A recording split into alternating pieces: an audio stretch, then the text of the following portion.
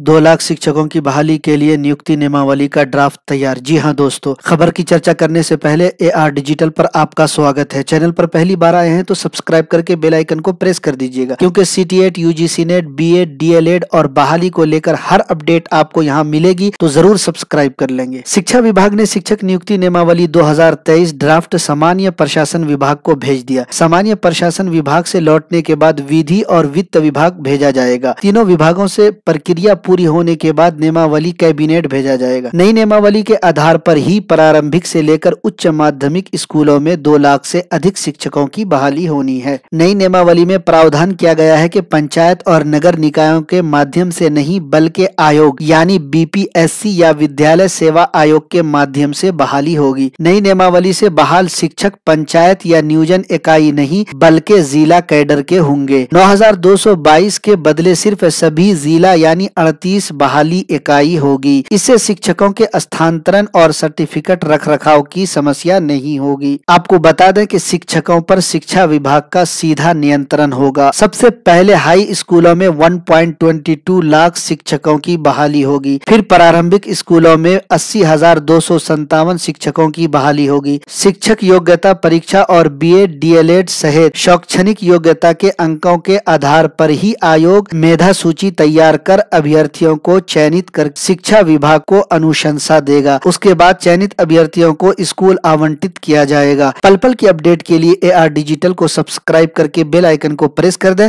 ताकि हर अपडेट का नोटिफिकेशन आप तक पहुंचे।